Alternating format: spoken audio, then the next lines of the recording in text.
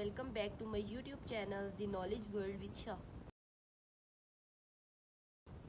आज का हमारा जो टॉपिक है जो हम डिस्कस करेंगे थ्योरी ऑफ ऑटोमेटा का वो है DFA, डिटर्मिनिस्टिक फाइनाइट ऑटोमेटा। इससे पहले जो प्रीवियस वीडियो में हम लोगों ने डिस्कस किया था वो था FSA।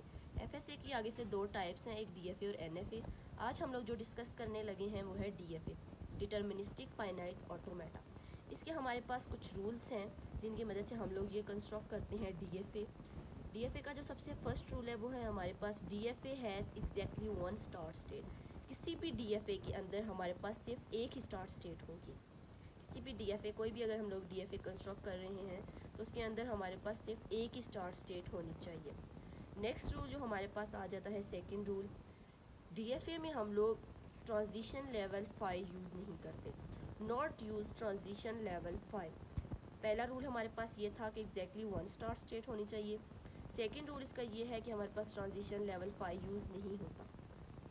लेकिन अगर हम लोग अपोजिट साइड पे देखें तो हमारे पास NFA में ट्रांजिशन लेवल 5 यूज़ होता है, बट इसमें हमारे पास ट्रांजिशन लेवल 5 यूज़ नहीं होता। इसका जो थर्ड रूल है वो है हमारे पास नो मिसिंग ट्रांजिशन अलाउड। मतलब ये है कि DFA में कोई भी ट्रांजिशन मिस नहीं होनी चाहिए। DFA में सारी ट्रांजिशन पूरी की पूरी होनी चाहिए। अगर कोई भी ट्रांजिशन मिसिंग है तो हमारे पास गलत DFA होगा, वो हमारे पास DFA कंसिडर नहीं होगा। इसकी सारी ट्रांजिशन हमारे पास पूरी होनी चाहिए। उसके बाद हमारे पास इसका नेक्स्ट रूल आ जाता है वो है each state must have exactly one transition for every input symbol. Her transition के लिए हमारे पास खुद के एक ट्रांजिशन, हर इनपुट के लिए एक ट्रांजिशन होनी चाहिए और उसका इनपुट सिंबल होना चाहिए। फॉर एग्जांपल इसमें अगर आपको एग्जांपल दूँ, हमारे पास दो अल्फ़ाबेट हैं, एक है B, A है A और एक है B। तो हमारे पास हर एक स्टेट का अलग से स्टेट है और उसका ट्रांजिशन है और उसका स्टेट नंबर A और यहाँ पे B। हम लोग ये नहीं कर सकते यहाँ पे A भी लेके आ रहे हैं और यहीं पे हम लोग B भी लेके आ रहे हैं। हम लोग ऐसा नहीं कर रहे। हम लोग हर एक का अलग अलग ट्रांजिशन स्टेट है और 7 ट्रांजिशन लेवल है हमारे पास। यहीं पे हम लोग एक और लेके जाके A नहीं कर रहे, हम लोग A और उसके बाद नेक्स्ट हम लोग B कर रहे हैं। तो इसका ट्रांजिशन यहाँ पे हम लोग कह रहे हैं each state must have exactly one transition for each input, one transition for each input. हर एक इनपुट के लिए सिर्फ एक ट्रांजिशन होनी चाहिए। जैसे हम लोगों ने example the A and B।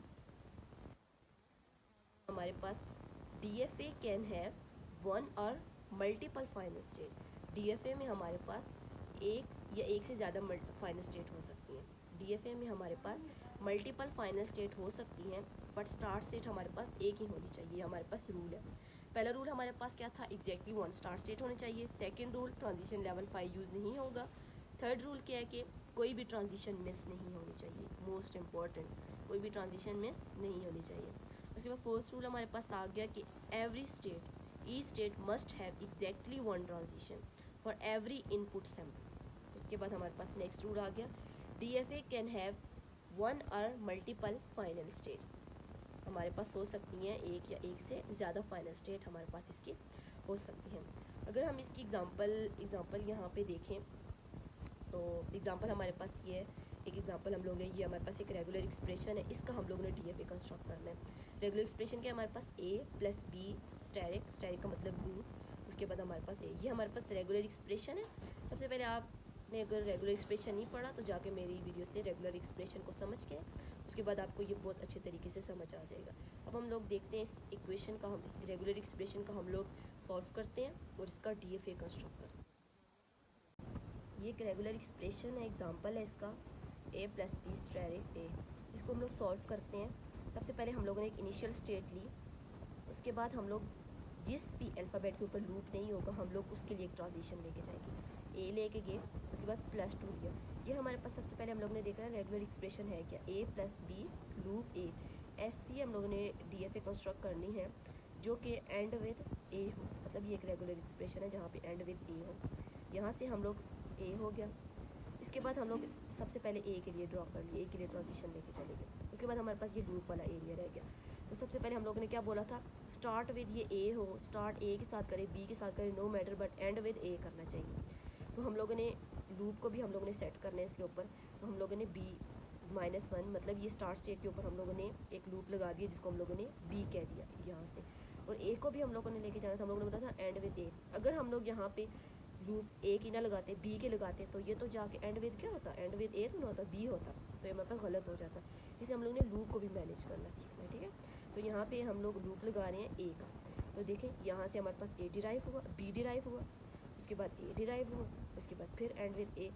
लेकिन हम लोगों ने बोला कोई भी ट्रांजिशन मिस नहीं होनी चाहिए। अब हम लोगों ने ऐसी ट्रांजिशन लेके जानी है, यहाँ से देखें अगर एंड विद बी हो गया तो ये सारी डी एफ ए हमारी गलत हो जाएगी। अगर ये वाली ट्रांजिशन हम लोग नहीं लिखेंगे तो ये हमारे पास डी एफ ए होगी नहीं, ये कर ही नहीं सकते। तो हम लोग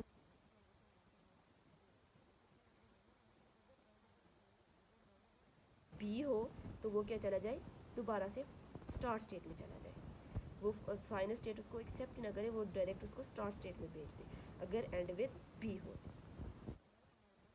एग्जाम्पल है, उम्मीद करती हूँ आपको समझ आ गई होगी। अगर आपको मेरी वीडियो अच्छी लगे प्लीज़ मेरी वीडियो को लाइक करें, मेरे चैनल को सब्सक्राइब करें and don't forget to press the bell icon. Thanks for watching.